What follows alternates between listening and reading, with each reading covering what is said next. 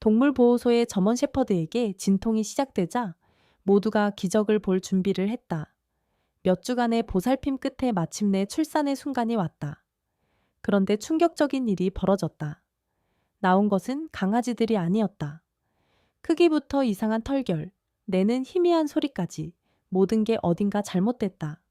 새끼들을 살피던 수의사의 손이 떨렸다. 뭔가 끔찍하게 이상하다는 걸 깨달은 것이다. 몇 분도 안 돼 안은 쥐죽은 듯 조용해졌고 강아지가 아니야 라는 속삭임이 퍼졌다. 걔가 방금 낳은 건 도대체 뭐였을까? 그리고 왜 수의사는 갑자기 모두에게 방을 비우라고 한 걸까? 그날 밤 그녀가 밝혀낸 사실은 모든 것을 바꾸고 모두를 눈물 짓게 만들었다. 끝까지 지켜봐 달라. 진실을 알게 되면 말문이 막힐 것이다. 시작하기 전에 좋아요, 공유, 구독 부탁드립니다. 그리고 정말 궁금한데 어디에서 보고 계세요? 댓글에 나라 이름을 남겨주세요. 우리의 이야기가 어디까지 닿는지 보는 걸 정말 좋아하거든요. 보호소 문 너머로 마지막 햇살이 사라질 무렵 바깥에는 찬바람이 울부짖고 있었다.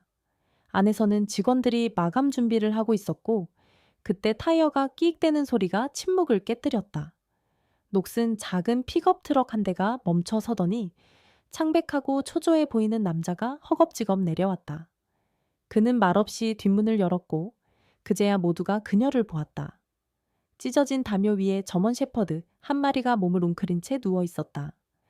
숨은 얕고 털은 지늘게 엉겨 붙어 있었다. 털 사이로 갈비뼈가 드러나 보였고 그 깊은 호박빛 눈동자는 고통과 탈진을 말해주고 있었다. 하지만 그 밑바닥에는 다른 게 있었다. 도와달라는 조용하고 절박한 호소. 고속도로 옆에서 발견했어요. 꿈쩍도 안 하더군요. 임신한 것 같습니다. 남자가 낮게 속삭였다. 보호소 관리자 린다는 곧바로 지원을 요청했다. 들것 가져와. 그리고 해리스 박사를 당장 불러. 자원봉사자 2명이 재빨리 달려왔고 동작은 조심스럽되 신속했다. 떨고 있는 개를 들어 올리자 낮은 신음이 목에서 새어나왔다. 너무나 미약하고 가슴 저며서 가장 강단 있는 직원조차 걸음을 멈출 만큼의 소리였다. 보호소 치료실 안은 소독약 냄새로 가득했다. 잠시 뒤 해리스 박사가 도착해 방금 들어온 아이 곁에 무릎을 꿇고 찌푸린 얼굴로 살폈다. 괜찮아, 얌전히. 그는 그녀의 머리에 살며시 손을 얹으며 중얼거렸다. 그녀의 눈길이 겁먹은 기색을 감추지 못하면서도 어딘가 믿는 마음을 담아 그에게 향했다. 간단한 검사로 확인됐다. 그녀는 실제로 임신했고 출산이 임박해 있었다. 영양 상태가 심각하게 나빠요. 해리스 박사가 중얼거렸다. 오늘 밤은 상태를 안정시키는 데 집중해야겠어요. 지옥을 겪었군요. 린다는 개의 등을 쓰다듬으며 고개를 끄덕였다. 이름은 그레이스라고 하자 그녀가 조용히 말했다. 이 모든 걸 견뎌낸 뒤에 그녀에게 딱 맞는 이름이니까.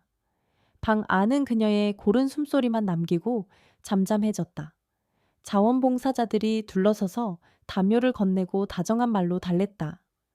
까마득히 오랜만에 그레이스는 두려움이 아니라 안도 속에서 눈을 감았다. 이제야 안전했다. 적어도 모두는 그렇게 생각했다. 바깥에서는 바람이 다시 울부짖었고 희미한 메아리가 실려와 해리스 박사를 멈칫하게 했다. 그는 이번 구조는 뭔가 다르다는 느낌을 떨칠 수가 없었다. 이 개, 이 어미가 누구도 마주할 준비가 되지 않은 어떤 수수께끼를 함께 데려온 듯 했다. 그레이스가 구조된 첫 밤은 기묘할 만큼 고요했다.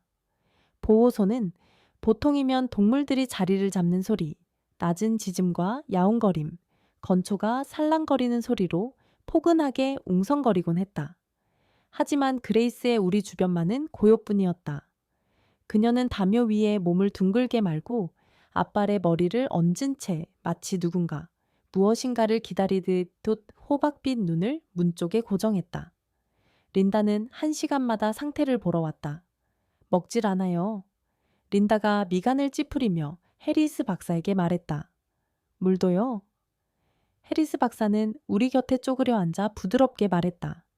그레이스, 이제 괜찮아. 여긴 안전해. 하지만 걔는 꿈쩍도 하지 않았다. 귀만 살짝 파르르 떨렸고 시선은 여전히 그림자 짙은 복도에 꽂혀 있었다.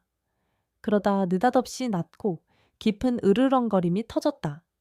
낮게 경고하듯 지키려는 소리였다. 해리스 박사가 복도 쪽을 흘끗 봤지만 아무것도 없었다. 무언가를 느끼는 모양이야. 그가 중얼거렸다. 아직 잔뜩 곤두서 있거나 우리가 모르는 뭔가를 아는 거야. 아침이 되자 그녀의 행동은 더 괴상해졌다.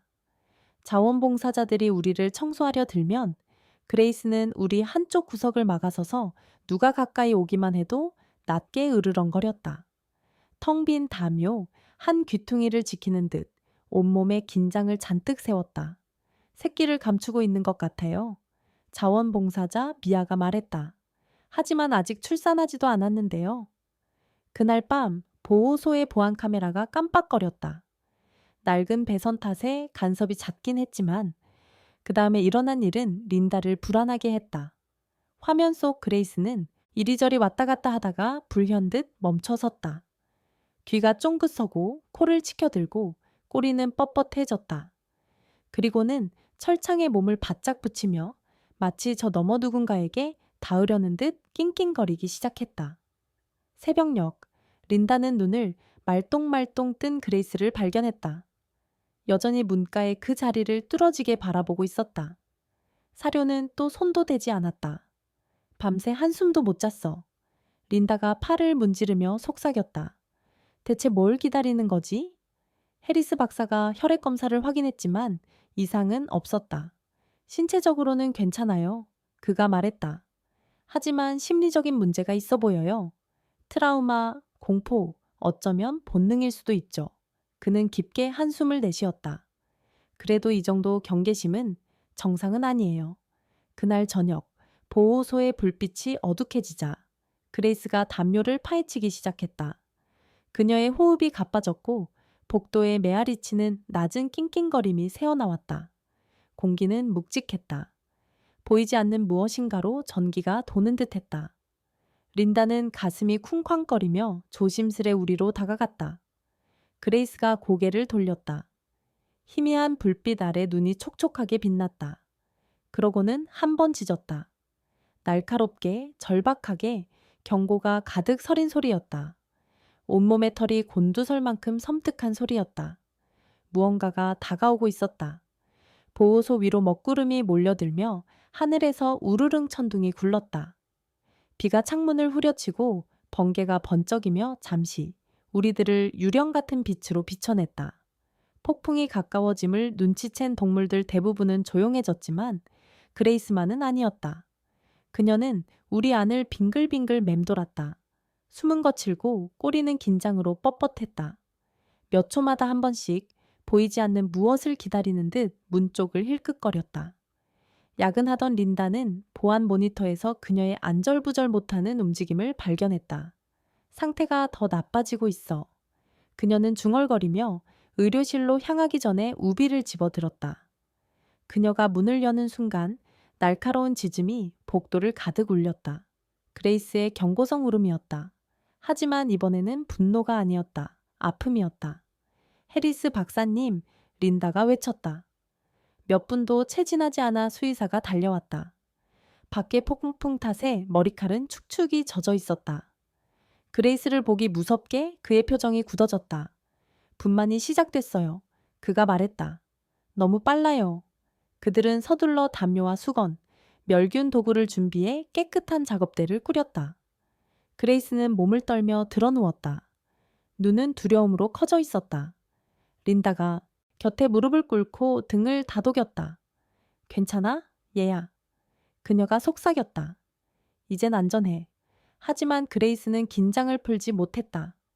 호흡은 더 빨라져 거의 과호흡 직전이었다. 바깥의 모든 소리, 천둥과 바람, 낡은 지붕이 삐걱이는 소리마다 그녀는 흠칫했다. 그러다 문득 깊은 신음이 터져 나오더니 뒤이어 낮은 낑낑거림이 이어졌다. 첫 진통이 시작된 것이다. 시간이 몇 시간 흘렀다. 시계는 자정을 향해 째깍거렸고 밖의 폭풍은 점점 거세졌다. 영양실조와 탈진으로 지친 몸으로 그레이스는 밀어낼 때마다 사투를 벌였다. 해리스 박사는 도울 채비를 하며 조심스럽게 손을 놀리고 차분한 격려를 속삭였다.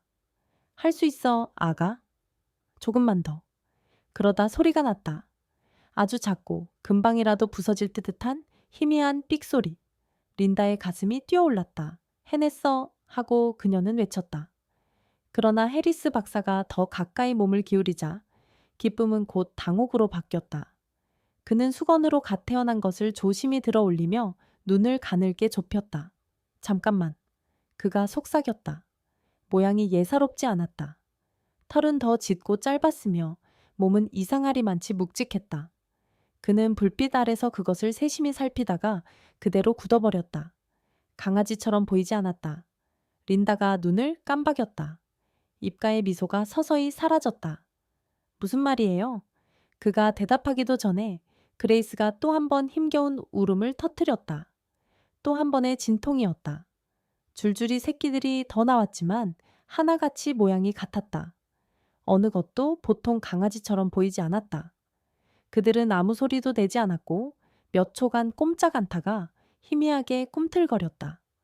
그 움직임이 섬뜩할 만큼 서로 딱 맞아떨어졌다. 번개가 다시 번쩍이며 벽에 으스스한 그림자를 던졌다. 해리스 박사가 창백한 얼굴로 린디와 눈을 마주쳤다. 뭔가 잘못됐어. 그가 중얼거렸다. 그레이스가 낮게 낑낑거리며 그 기묘한 새끼들을 감싸듯 몸을 말았다. 하나하나 코끝으로 비비는 동안 눈에는 눈물이 그렁그렁 맺혀왔다. 린다가 뒷걸음질 쳤다. 목소리가 떨렸다. 뭐죠? 저건 대체 뭐예요? 해리스 박사는 대답하지 못했다. 그는 그저 바라볼 뿐이었다. 밖의 천둥이 그의 두려움을 메아리치듯 울려 퍼졌다. 모르겠어. 그가 속삭였다. 하지만 뭐든 강아지는 아니야. 방 안에는 긴장이 짙게 깔렸다. 해리스 박사가 테이블 쪽으로 몸을 기울였다. 장갑 낀 손이 미세하게 떨렸다. 침묵을 가르는 건 천장 선풍기의 규칙적인 윙 하는 소리뿐이었다. 갓난 것들이라 부를 수 있다면 그들은 따뜻한 램프 아래서 서로 몸을 붙이고 웅크리고 있었다. 몸집은 작았지만 어딘가 분명히 이상했다. 사지가 더 짧았고 털은 유난히 빽빽한 숯빛 회색이었으며 숨소리는 들릴 듯 말 듯했다. 린다가 꿀꺽 침을 삼켰다. 살아있긴 한 건가요? 그녀가 속삭였다. 해리스 박사가 청진기를 조심스럽게 작은 가슴 하나에 댔다. 그래? 그가 중얼거렸다. 심장은 뛰고 있어. 하지만 느려. 보통 강아지보다 훨씬. 그는 작은 손전등을 집어들었다. 첫 번째 녀석의 얼굴을 살피며 미간을 깊게 찌푸렸다. 생김새가 기묘했다. 코는 납작했고 귀는 덜 발달했고 발을 들어 올리자 발톱이 있어야 할 자리에 희미하지만 날카로운 능선 같은 것이 보였다. 이해가 안 돼. 그는 중얼거렸다. 이런 건 처음 본다. 그레이스가 낮게 낑낑거리며 그 기묘한 새끼들을 감싸듯 몸을 말았다. 눈빛이 해리스 박사와 린다 사이를 오갔다. 두려움으로 가득했지만 동시에 사나운 결의도 비쳤다. 마치 그들이 다르다는 걸 알면서도 개의치 않는 듯했다. 저것들은 그녀의 아기들이었다. 린다는 잠시 망설였다. 목소리가 떨렸다. 기형일 수도 있나요?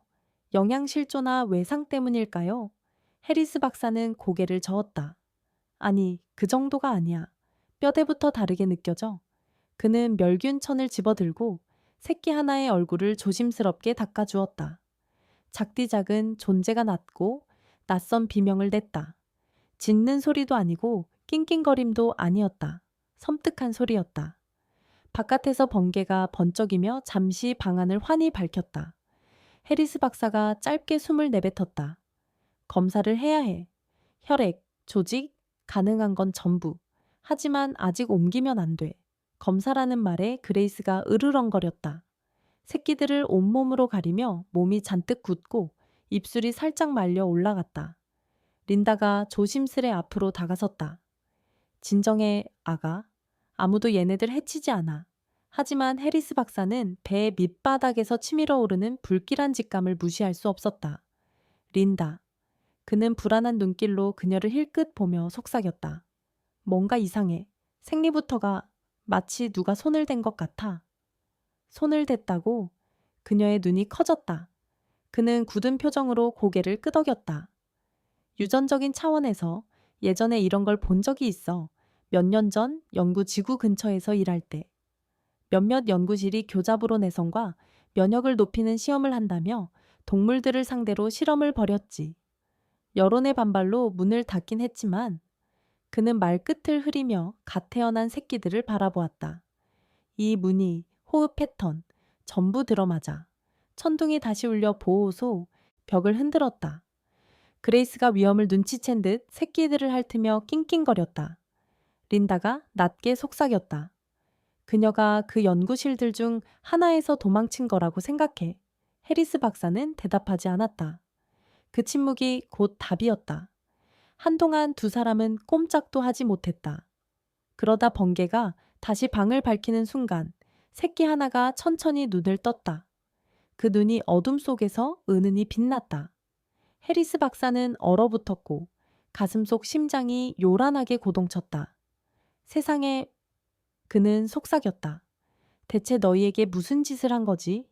아침이 되자 폭풍은 지나갔지만 보호소 안의 불안은 오히려 더 짙어졌다. 속삭임이 순식간에 직원들 사이로 번졌다.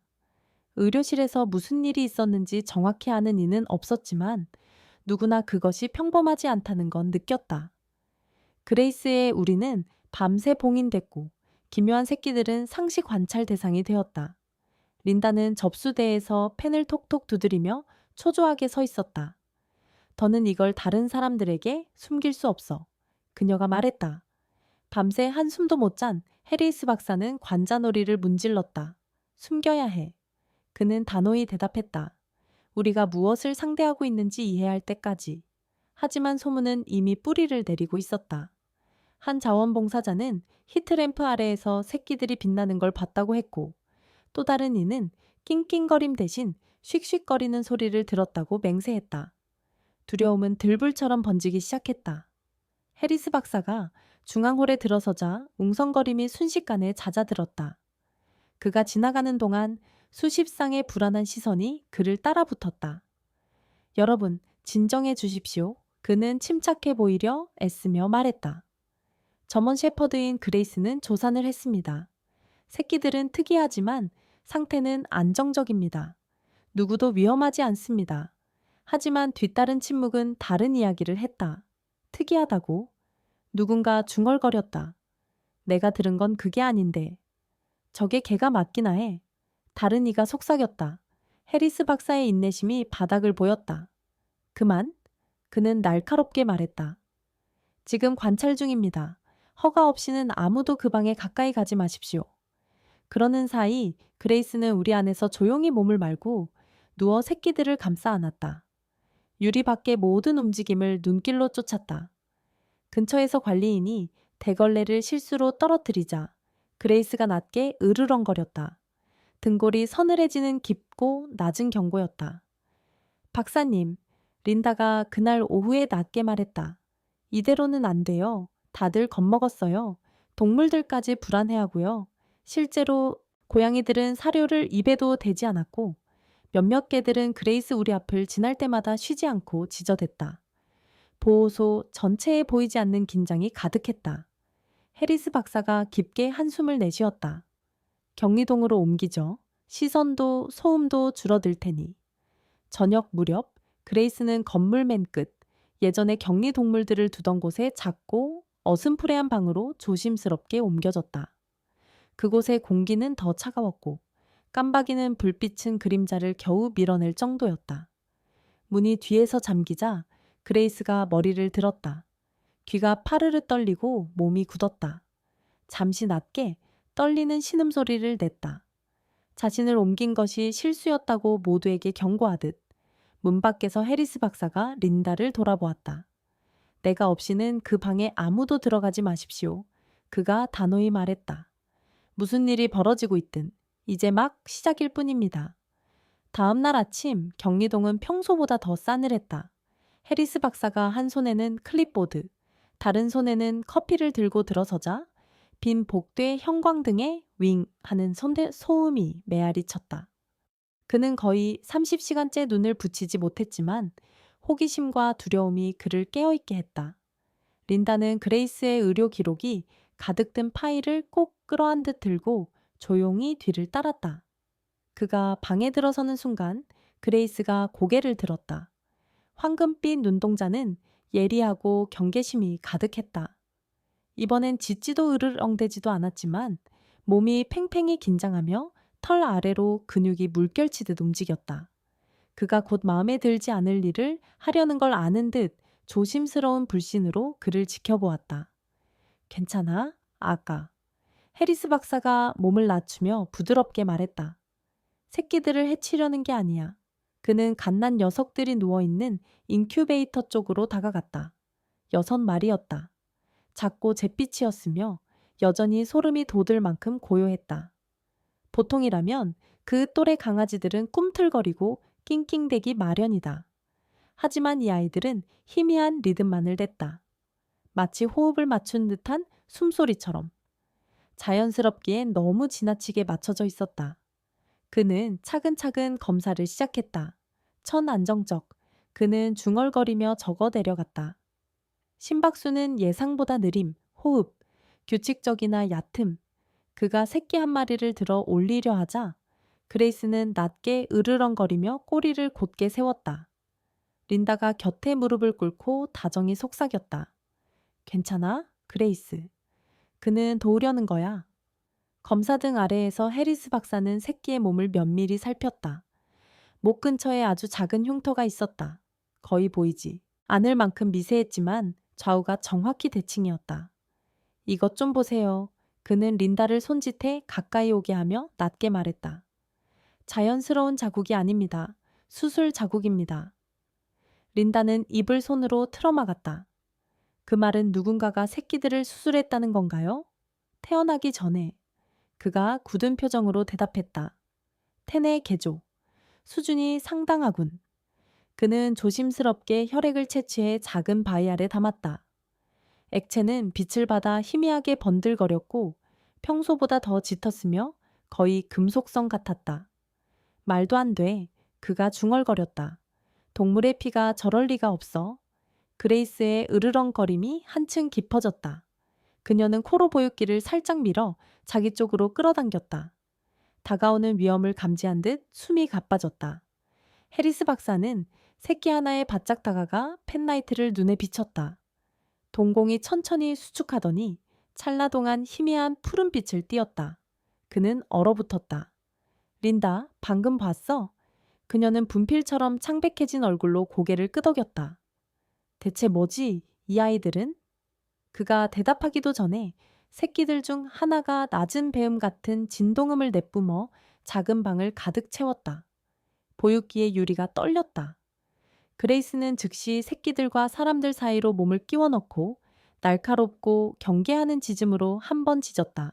소리는 멎었다. 다시 고요해졌지만 공기에는 전기가 서린 듯했다. 해리스 박사는 가슴이 쿵쾅거리며 펜라이트를 천천히 내렸다.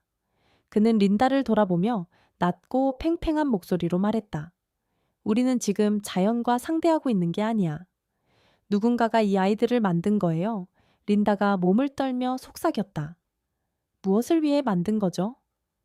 해리스 박사는 다시 새끼들을 보았다가 그를 경계심 어린 영리한 눈빛으로 지켜보는 그레이스를 바라봤다. 우리가 결코 찾아서는 안 될 무언가를 위해서. 다음 날 밤 잠은 도무지 오지 않았다. 해리스 박사는 사무실에 앉아 창문을 톡톡 두드리는 빗소리를 들으며 빛나는 눈동자의 모습을 되감듯 떠올렸다. 20해 동안 동물들과 일해왔지만 그 어떤 것도 아니 그 무엇도 그를 그런 식으로 오싹하게 만든 적은 없었다. 호기심과 두려움이 그의 가슴에서 뒤엉켜 모두가 집으로 돌아간 한참 뒤 그를 다시 격리구역으로 떠밀었다. 보호소는 고요했고 복된 희미한 불빛만 켜져 있었다. 그가 방에 들어서자마자 그레이스가 즉시 몸을 일으켰다. 귀가 쫑긋 서고 눈빛이 번뜩였다. 진정해, 얘야. 그가 속삭였다. 한 번만 더 확인할게. 이번엔 으르렁대진 않았지만 그렇다고 긴장을 풀지도 않았다. 꼬리는 낮게 들이운 채 팽팽히 긴장시키고 그의 움직임에서 눈을 떼지 않았다. 새끼들은 잠들어 있었고 작은 가슴이 기묘할 만큼 완벽한 박자로 오르내렸다. 해리스 박사는 작은 스탠드를 켜고 답을 찾겠다는 마음으로 하나하나 꼼꼼히 살피기 시작했다. 세 번째 새끼를 조심스레 들어 옆구리를 따라 손가락을 훑어 내려가던 그는 그때 그것을 느꼈다. 어깨 근처 피부 아래에 작고 단단한 무언가가 박혀 있었다. 그는 얼굴을 찌푸리며 살짝 눌러보았다. 형태는 분명했다. 이게 대체 뭐지? 그가 중얼거렸다.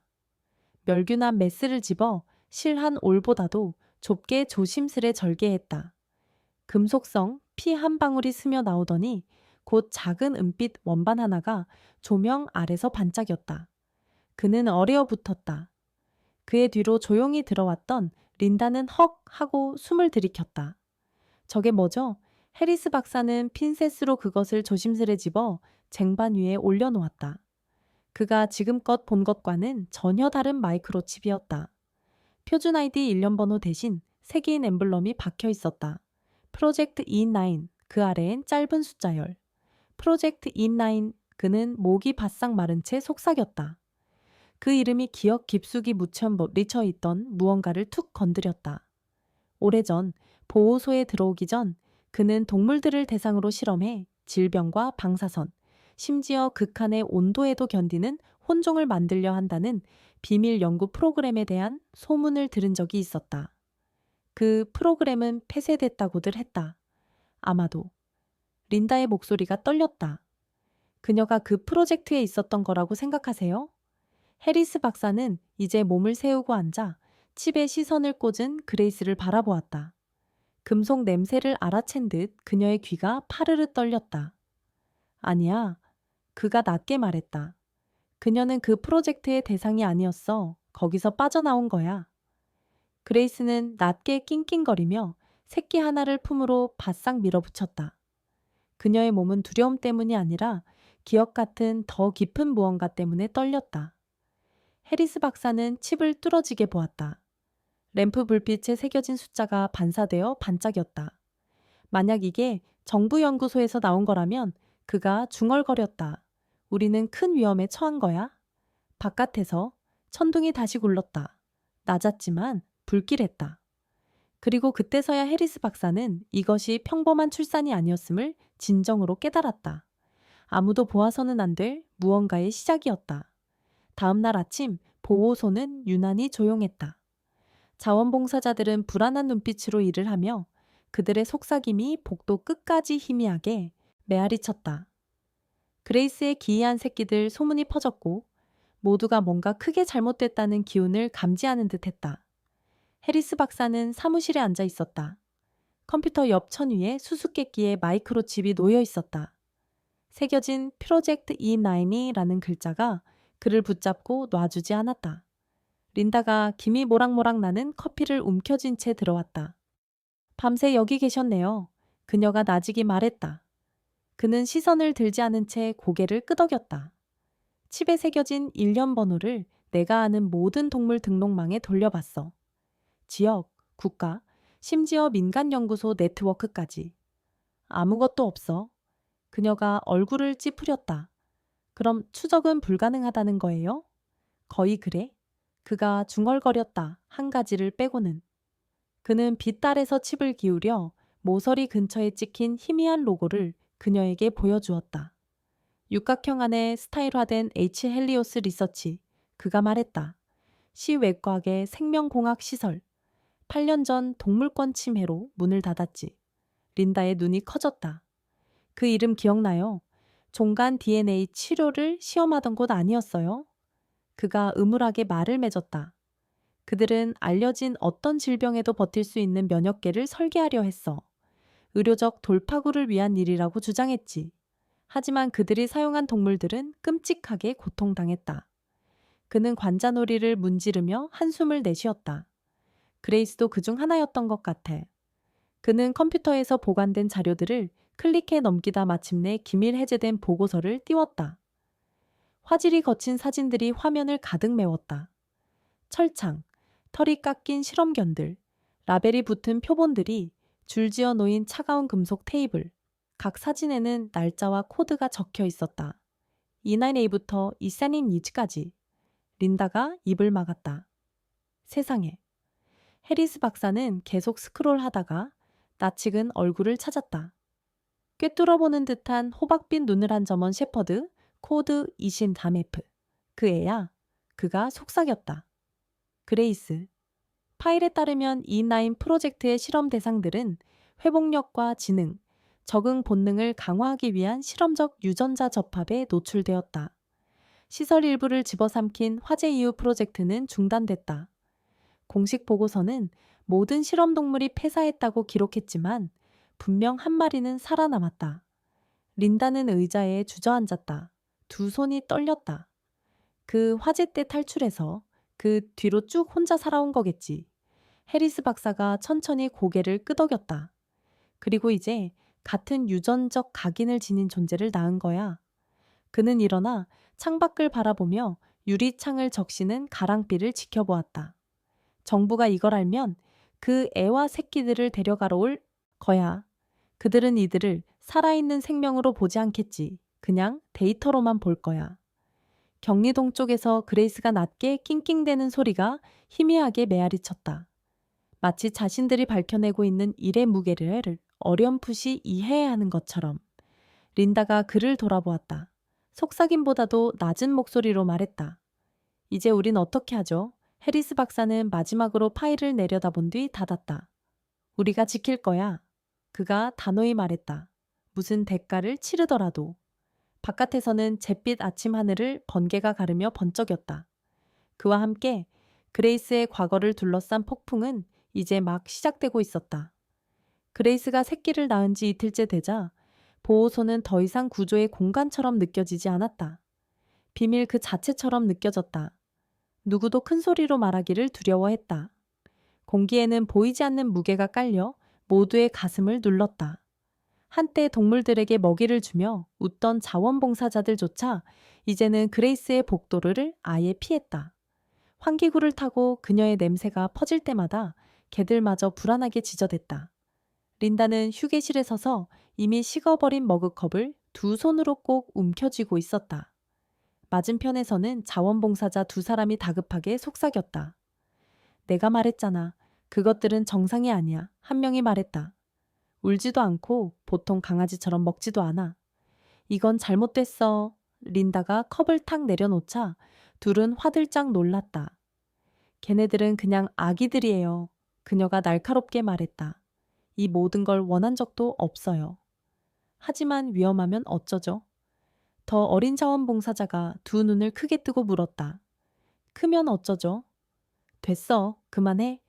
린다가 단호하게 말을 잘랐다. 그러나 마음 깊은 곳에서는 똑같은 두려움을 떨칠 수 없었다. 만약 걔네들이 위험하다면? 과학자들이 애초에 있어서는 안 될 것을 만들어낸 거라면?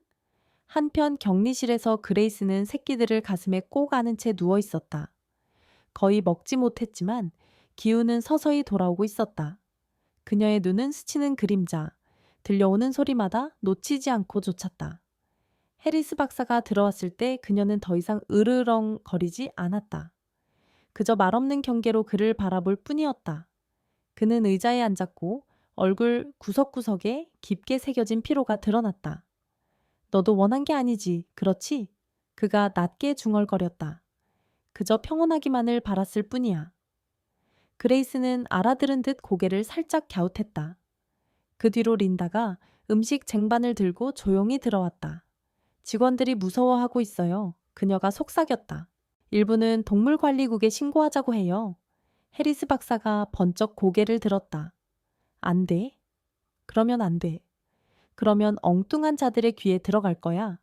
그 연구소들, 그놈들, 아직 어딘가에 있을지 몰라. 그는 일어서며 목소리를 조였다. 그리고 그녀가 살아있다는 걸 알면 다시 데려갈 거야. 린다의 눈에 눈물이 고였다. 그럼 우리는 어떻게 해야 하죠? 영원히 숨겨야 하나요? 해리스 박사가 길게 숨을 내쉬었다. 적어도 내가 이스다인 프로젝트의 배우가 누군지 알아낼 때까지만이라도. 그때까지는 우리가 지켜. 둘 사이에 침묵이 길게 늘어졌다. 밖에서는 저녁 햇살이 복도의 긴 그림자를 늘어뜨리며 보호소를 주황빛과 두려움의 기운으로 물들였다. 마침내 린다가 떨리는 목소리로 말했다. 다른 사람들은 괴물을 볼지 몰라요. 그녀가 나직이 덧붙였다. 하지만 내 눈에는 아이들을 위해 싸우는 엄마가 보여요. 해리스 박사가 고개를 끄덕였다. 그래서 더더욱 세상이 그들을 데려가게 둘 수 없어. 그레이스가 그들을 올려다보았다. 황금빛 눈동자가 반짝였다. 잠깐이나마 방 안의 공포가 옅어지고 더 깊은 무언가가 그 자리를 대신하는 듯했다. 희망. 모든 것은 한 통의 전화로 시작됐다.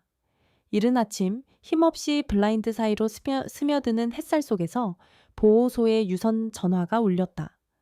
린다는 평범한 입양 문의겠거니 하고 전화를 받았다. 그러나 수화기 너머의 목소리는 잠재적 입양자가 아니었다. 차갑고 공적인 그리고 직설적인 목소리였다. 해리스 박사님 좀 부탁드립니다. 남자가 말했다. 여기는 농업달 생명공학국의 켈러 요원입니다. 등록되지 않은 동물의 출산과 관련해 생물학적 위험 징후가 있을 수 있다는 익명의 제보를 받았습니다. 즉시 귀시설로 팀을 파견하겠습니다. 린다는 그대로 굳어버렸다. 잠깐만요. 어떻게? 그러나 전화는 뚝 끊겼다. 그녀는 심장이 요동치는 채로 해리스 박사의 사무실로 달려갔다. 그는 책상에서 고개를 들어 그녀 얼굴의 서린 공포를 한눈에 읽었다. 그들이 알아버렸어요. 그녀가 숨가쁘게 말했다. 누군가 제보했어요. 박사님. 해리스의 얼굴이 하얗게 질렸다. 여기 사람들 중 그런 짓을 할 사람은 없습니다. 그는 말을 하다 말고 멈췄다. 밖에서는 낮게 우르릉거리는 엔진 소리가 공기를 가득 메웠다. 검은 밴들이 보호소 정문 앞에 멈춰섰고 짙게 선팅된 창이 옅은 아침빛에 반짝였다. 어두운 제복을 입은 사내들이 차에서 내렸다. 재킷에는 생물안전팀 표시가 선명했다. 보호소는 순식간에 아수라장이 되었다. 요원들이 사방으로 흩어지며 배지와 봉인된 문서를 내보이자 자원봉사자들이 우왕좌왕 몰려들었다. 이 부지에 유전자 조작된 개체가 있다는 신고를 접수했습니다. 켈러 요원이 선언했다. 그의 어조에는 토를 달 여지가 없었다. 모든 동물은 확보해 검사합니다. 해리스 박사가 앞으로 나서 복도를 막아섰다. 이렇게 들이닥칠 순 없습니다. 이 동물들은 실험체가 아니라 구조동물입니다. 켈러의 표정은 미동도 없었다. 그건 우리가 무엇을 찾느냐에 달려있죠. 그는 요원 2명에게 손짓했다. 격리동으로. 지금. 린다의 속이 쿵 내려앉았다. 그녀와 해리스 박사는 겁에 질린 눈빛을 교환하곤 그들보다 먼저 복도를 달려갔다. 그레이스는 곧바로 눈치챘다. 부츠 소리가 문 근처에 울리는 순간 그녀는 낮게 으르렁이며 일어섰고 몸으로 새끼들을 가렸다. 요원들이 그들을 밀치고 지나가 인큐베이터를 향해 스캐너를 들이밀었다. 기기들이 즉시 크고 규칙적으로 부정할 수 없는 소리로 삑삑 울렸다. 비정상 유전 신호 확인. 요원 한 명이 말했다. 3등급 분류. 켈러가 획 돌아서 해리스를 겨눴다. 이 동물들은 어디서 온 겁니까? 구조한 동물들입니다. 그의 목소리가 떨렸다. 거리에서요? 우린 몰랐습니다. 우리 데이터는 그렇게 말하지 않습니다. 켈러가 차갑게 말을 잘랐다. 이 식별자는 중단된 프로그램의 기록과 일치합니다. 프로젝트 이입라인. 그레이스가 사납게 짖었고 그 소리가 좁은 복도에 메아리 쳤다. 요원들이 흠칫 놀라 움찔했다. 진정시켜 켈러가 명령했다. 안 돼요. 린다가 앞으로 나서며 소리쳤다. 그러나 요원들이 움직이기도 전에 그레이스가 튀어올랐다. 공격하려는 게 아니라 지키려는 몸짓이었다. 그녀의 으르렁거림은 천둥처럼 울렸다. 처음으로 켈러의 눈에 두려움이 스쳤다. 주변이 아수라장이 되는 가운데 해리스 박사는 그대로 얼어붙었다. 숨기려 했던 비밀이 너무 늦게야 국가적 사안이 되어버렸음을 그리고 그레이스의 싸움은 이제 막 시작됐음을 깨달았을 때 방안은 일시에 뒤집혔다. 요원들이 고함치며 명령을 쏟아냈다. 부츠가 타일을 때리는 소리가 좁은 복도에 울려 퍼졌다. 그레이스의 짖음은 깊고 원초적이며 보호 본능으로 가득 차 벽을 흔들었다. 마취총을 들고 우리 쪽으로 다가오는 남자들과 갓 태어난 새끼들 사이에 서서 그녀의 털이 곤두섰다. 물러서, 해리스 박사가 소리쳤다. 아수라장 속에서 그의 목소리는 갈라졌다. 그러면 더 자극할 뿐입니다. 하지만 켈러 요원은 꿈쩍도 하지 않았다. 저 동물은 공격적이고 분류 대상이다. 그는 내질렀다. 누가 다치기 전에 무력화해. 그레이스의 으레렁거림은 더 깊어져 요원들마저 주춤하게 만들 만큼 낮게 울렸다. 번뜩이고 사나운 그녀의 눈빛이 새끼들과 침입자들 사이를 번갈아 번쩍이며 오갔다. 그녀의 온몸이 그들이 해를 끼치려 한다고 비명을 질렀다. 그녀는 인큐베이터 쪽으로 뒤로 물러나며 새끼들을 벽 쪽으로 더 밀어붙였다. 떨리는 몸이었지만 순전한 용기로 새끼들을 가로막는 방패였다. 해리스 박사가 한 걸음 나서 켈러의 조준을 가로막았다. 제발, 그녀는 폭력적이지 않아요. 겁에 질렸을 뿐입니다. 제가 막겠습니다. 하지만 켈러는 꿈쩍도 하지 않았다. 비키십시오, 박사. 린다의 목소리가 날카롭게 감정을 시럽하고 들었다. 당신들은 갓난애를 지키는 어미에게 총을 겨누고 있어요. 요원 하나가 발사했다. 마취침은 불과 몇 센티를 빗나가 벽에 박혔다. 그레이스는 사납게 짖으며 앞으로 돌진했다. 공격하려는 게 아니라 쫓아내려는 몸짓이었다. 갑작스러운 움직임에 팀이 허둥댔고 한 요원은 비틀거리다 기구쟁반에 몸을 부딪혔다.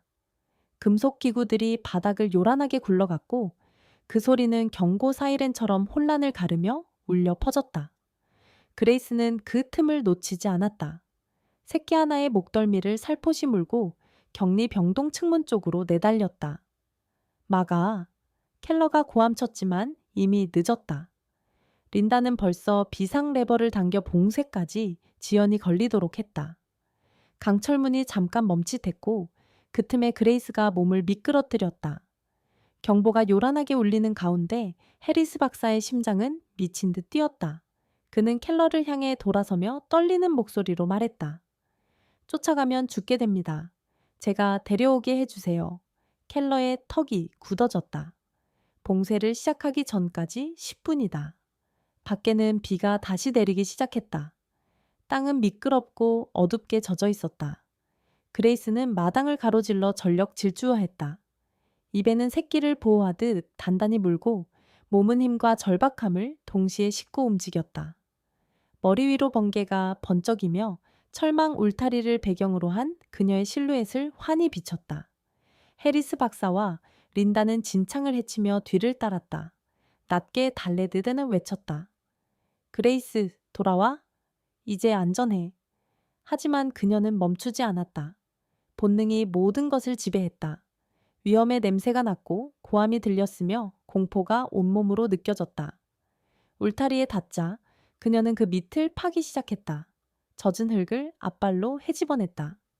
또 한 번 번개가 번쩍이며 그녀의 눈을 비쳤다. 도전적이고 사납고 무엇보다 어미다운 눈빛. 마지막 절박한 몸짓으로 그녀는 틈 사이로 몸을 구겨 넣고 폭풍 속으로 사라졌다. 린다는 무릎을 꿇고 헐떡였다. 가버렸어. 해리스 박사는 비를 맞아 흠뻑 젖은 채 떨면서 서 있었다. 아니. 그는 그녀가 사라진 어둠을 바라보며 낮게 말했다. 그녀는 지키고 있어. 그녀가 아는 유일한 방식으로. 그들 뒤로 켈러의 목소리가 차갑게 울렸다. 그럼 우리가 찾아내지. 하지만 해리스 박사는 한 가지만은 확신했다. 그레이스는 그들이 그러도록 두지 않을 것이다. 그녀의 심장이 뛰는 한 폭풍은 밤새 사납게 몰아쳐 차가운 비장막으로 대지를 흠씬 적셨다. 번개가 번쩍일 때마다 나무 사이를 가르는 그레이스의 실루엣이 드러났고 찬 공기 속으로 그녀의 숨결이 하얗게 떠올랐다. 진흙이 그녀의 발에 들러붙고 털은 속까지 흠뻑 젖었지만 그녀는 멈추지 않았다. 단 한순간도. 그녀가 입에 문 새끼는 낮게 낑낑거렸고 작은 몸은 그녀의 천에 바짝 붙어 있었다. 그녀 뒤로 어둠을 가르며 엔진 소리가 울부짖었다. 사냥이 시작된 것이다. 보호소는 아수라장이었다. 요원들은 무정의에 대고 명령을 퍼부었고 손전등 불빛은 비를 가르며 들판으로 퍼져나갔다. 켈러가 헤드셋으로 호통쳤다. 흩어져. 멀리 못 갔어. 목소리는 날카로웠다. 하지만 그 밑바닥엔 불안의 기미가 어렸다. 그조차도 이게 보통 추격이 아니라는 걸 느끼고 있었다. 해리스 박사와 린다는 출입문 근처에 서 있었다. 두 사람의 얼굴은 창백했다. 그녀, 저 밖에서 버티지 못할 거예요. 린다가 속삭였다. 해리스는 고개를 저었다. 넌 몰라. 그녀는 저들이 생각하는 것보다 영리해. 예전에도 사냥당한 적이 있어. 숲에서 그레이스는 소리 없이 움직였다. 모든 근육이 팽팽했고 모든 감각이 곤두서 있었다.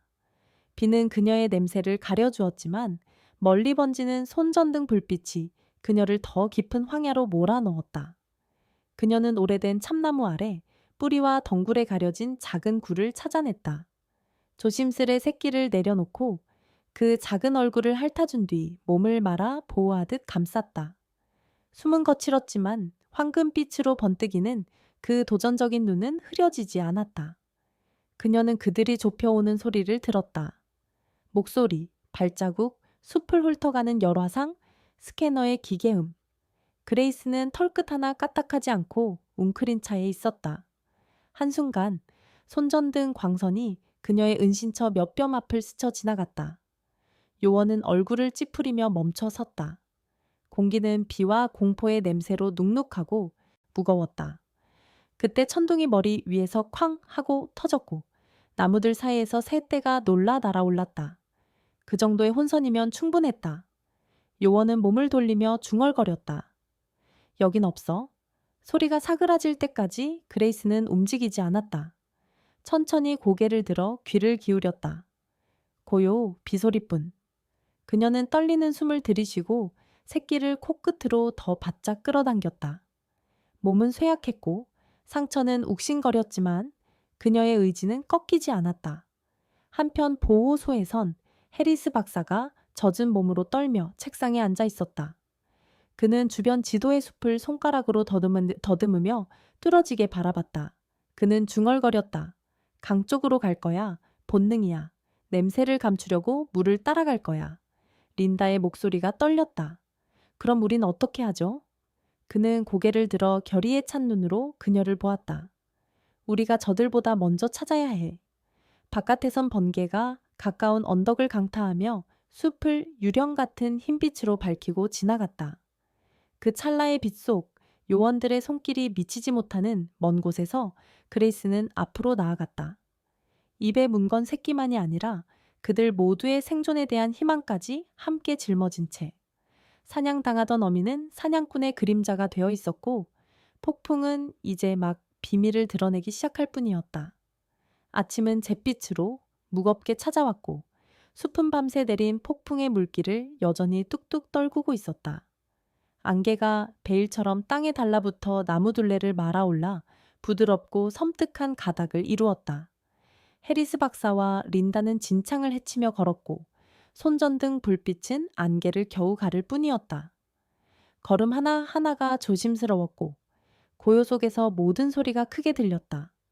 탁하고 부러지는 가지 소리, 젖은 잎사귀의 바스락임. 이 안개와 비의 미로 어딘가에 그레이스가 숨어 있었다.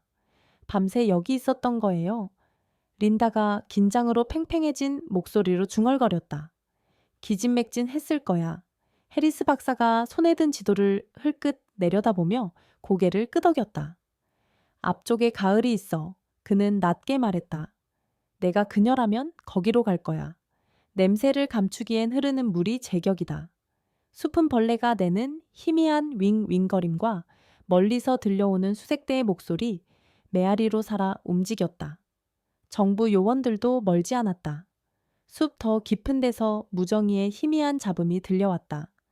시간은 새어나가고 있었고 그때 소리가 났다. 부드럽고 연약하지만 틀림없는 소리. 낮은 낑낑거림. 해리스 박사는 몸을 굳힌 채 손을 들어 린덱에 멈추라는 신호를 보냈다. 방금 그 소리가 다시 났다. 이번엔 조금 더 크게.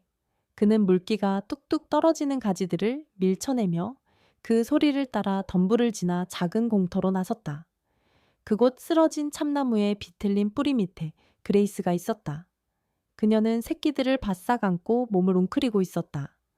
털엔 진을 얼룩이 지고 숨은 가빴다. 새끼 하나는 그녀 곁에 꼼짝없이 누워 있었고 작은 가슴은 더 이상 오르내리지 않았다. 다른 한 마리는 힘없이 꿈틀거렸고 그 미약한 움직임이 물 위의 연약한 잔물결처럼 정적을 깨뜨렸다. 린다가 숨을 들이켰다. 눈에 눈물이 고이며 안 돼. 그 소리에 그레이스가 고개를 들었다. 황금빛 눈동자가 그들을 똑바로 붙잡았다. 이번엔 으르렁대지 않았다. 움직이지도 않았다. 그저 바라봤다. 지치고 피곤했지만 두렵지는 않았다. 마치 그들을 알아보는 듯 했다. 해리스 박사가 천천히 몸을 낮추며 목소리를 가라앉혔다. 그레이스. 그가 속삭였다. 나야. 이젠 안전해. 제발. 내가 도와줄게. 그레이스의 몸이 떨렸다. 그녀는 숨이 끊긴 새끼를 내려다보다 코끝으로 살짝 건드리고는 고요를 꿰뚫는 낮고 애통한 울음을 내뱉었다. 그 소리에 담긴 슬픔은 인간의 그것처럼 날 것이었고 저리도록 아팠으며 끝이 없었다. 린다의 눈물이 주르륵 흘러내렸다. 그녀는 여기서 저 애들을 살리려고 애써온 거예요. 그녀가 속삭였다. 해리스 박사의 목이 꽉 조여왔다. 그는 가방을 내려놓고 열어 담요와 주사기를 꺼냈다. 도와줄 수 있어. 그가 낮게 말했다. 하지만 서둘러야 해. 그들 뒤에서 희미한 잡음이 새어나왔다. 무정이 소리였다. 요원들이 가까웠다. 그레이스의 귀가 까딱 움직였다. 그녀는 숲을 한 번 훑어보고 해리스를 바라본 뒤 다시 새끼들로 눈을 돌렸다. 잠깐 동안 세상이 숨을 죽인 듯했다. 그러고는 남은 새끼들 중 가장 작은 아이를 그에게 살짝 밀어주었다. 말보다 더 강한 신뢰의 몸짓이었다. 해리스 박사가 침을 꿀꺽 삼켰다. 잘했어. 그가 속삭였다. 눈이 촉촉이 빛났다. 내가 지켜줄게. 그가 새끼를 품에 안아 올리자 그레이스의 눈빛이 누그러졌다. 위험이 코앞까지 다가왔는데도 그녀의 눈에는 잠깐 평온의 빛이 스쳤다. 이제 더 이상 혼자가 아니라는 걸 마침내 알았기 때문이다. 해리스 박사는 그 작은 새끼를 무언가 성스러운 것의 마지막 불씨라도 품듯 조심스레 안았다. 숨은 얕아났지만 고르렀고 털은 폭풍에 젖어 축축했다. 린다가 부드러운 담요로 살며시 감싸주었다. 떨리는 손이 그녀를 휘젓는 두려움을 고스란히 드러냈다. 그레이스는 지쳐있으면서도 흐트러지지 않은 눈으로 그들을 지켜보았다. 더는 공격적이지 않았고 다만 절박했다. 숲 깊은 데서 희미한 목소리들이 안개를 뚫고 흘러왔다. 요원들이 점점 다가오고 있었다. 무정이가 치직거리고 진창에서 부츠가 질컥거렸으며 무기에서 나는 금속성 딸깍 소리가 나무들 사이로 메아리쳤다. 시간이 없어. 린다가 다급하게 속삭였다. 여기서 우리를 찾으면 그녀를 데려갈 거야. 아이들 전부를 데려갈 거야. 해리스 박사의 머릿속이 쉴 새 없이 돌아갔다. 그는 그레이스를 바라보았다. 병사들과 폭풍, 그리고 굶주림까지도 새끼들을 지키려 맞서 온 어미였다. 그리고 과학, 통제, 소유에 관해 그가 알고 있다고 믿었던 모든 것이 그 순간 와르르 무너졌다. 이건 실험이 아니었다. 죽음을 거부하는 생명이었다. 그는 그레이스 곁에 쪼그려 앉아 낮지만 흔들림 없는 목소리로 말했다. 그레이스, 그들은 널 도구로 만들었지. 하지만 넌 더 강한 존재가 됐어. 어머니가 됐어. 그레이스는 헐떡이며 고개를 약간 기울였다. 지친 눈이 물기에 반짝였다. 이해한 듯했다. 린다가 그의 어깨에 손을 얹었다. 전부 구할 순 없어. 그녀가 눈물을 흘리며 말했다. 알아? 해리스가 중얼거렸다. 하지만 그녀는 구할 수 있어. 그는 코트 주머니에 손을 넣어 작은 금속 칩을 꺼냈다. 프로젝트 이비웅, 정부를 이곳으로 불러들인 바로 그 물건이었다. 그는 한참이나 그것을 바라보다가 옆에 강물에 던졌다. 가벼운 첨벙 소리와 함께 물살에 삼켜져 사라졌다. 이제 실험은 끝이야. 그가 속삭였다. 이제 괴물도 없어. 린다가 눈을 깜박이며 어리둥절해야 했다. 뭐 하는 거예요? 그녀의 흔적을 지우는 거요. 그가 답했다. 칩을 추적하지 못하면 그녀를 놓칠 거야. 난 그녀가 살아남지 못했다고 말할게. 멀리서 들리던 고함이 점점 더 커졌다. 그레이스의 귀가 쫑긋섰고 그녀는 비틀거리며 일어나 남은 새끼들을 더 가까이로 밀어 모았다. 해리스 박사가 그녀의 눈을 마주 보았다. 가. 그가 속삭였다. 뛸 수 있을 때 뛰어. 그레이스는 잠시 망설였다. 그를 똑바로 바라보는 눈빛에는 신뢰와 의문이 교차했다. 그러고는 몸을 돌려 안개 속으로 미끄러지듯 사라졌다. 새끼들은 그림자처럼 그 뒤를 따랐다. 잠시 뒤 요원들이 도착해 공터를 훑어보기 시작했다. 켈러의 날 선 목소리가 안개를 가르며 파고들었다. 그녀는 어디 있지? 해리스 박사가 그의 시선을 받아냈다. 표정은 비어 있었다. 살아남지 못했습니다. 켈러는 미간을 찌푸리며 그를 살폈다. 그러나 더 캐묻기도 전에 먼 데서 울리는 천둥 소리가 고요를 삼켜버렸다. 해리스 박사는 꼼짝도 하지 않고 그레이스가 사라진 안개 속을 바라보고 서 있었다. 수년 만에 처음으로 그는 상실과 평온을 동시에 느꼈다. 그녀가 자유로워졌다는 걸 알았기 때문이다. 마침내 그들의 손이 닿지 않는 곳으로. 몇 주가 지나자 한때 보호소를 집어삼켰던 혼란은 서서히 가라앉아 정막으로 바뀌었다. 정부 조사는 끝났고 요원들은 철수했으며 변희견 이야기는 산더미 같은 기밀 문서 아래에 묻혀버렸다. 공식 기록상 그레이스와 새끼들은 폭풍 속에서 목숨을 잃었다. 비공식적으로는 그녀는 여전히 어딘가에서 살아있었고 자유로웠고 길들지 않은 채였다. 해리스 박사는 종종 숲 가장자리에 서서 끝없이 이어지는 초록을 바라보곤 했다. 그는 약속을 지켰다. 보고서를 조작하고 남은 데이터를 파기했다. 이제 그 누구도 그녀를 찾아내지 못할 것이다. 그런데도 바람이 나무 사이를 스칠 때마다 그는 멀리서 그녀의 짖음이 들려오는 듯하다고 맹세하곤 했다. 낮고 잔잔하게 감사의 메아리처럼 울리는 소리. 어느 저녁 그날 이후로 내려앉아 있던 슬픔을 비집고 잔잔한 미소가 떠오른 얼굴로 린다가 그의 곁에 섰다. 그녀, 괜찮을까요? 그녀가 조심스레 물었다. 해리스 박사의 시선은 지평선에 머물러 있었다. 불도, 연구실도, 그리고 그녀를 그런 존재로 만든 사람들도 버텨냈어요. 그가 낮게 말했다. 괜찮을 거예요. 그녀는 우리 중 누구보다 강하니까요. 어떤 밤에는 두 사람은 숲 가장자리에 먹을 것과 고기 조각, 담요를 놓아두고 때로는 비닐봉지에 밀봉한 쪽지 한 장만 남겨두기도 했다. 그녀를 본 적은 없었지만 음식은 아침이면 늘 사라져 있었다.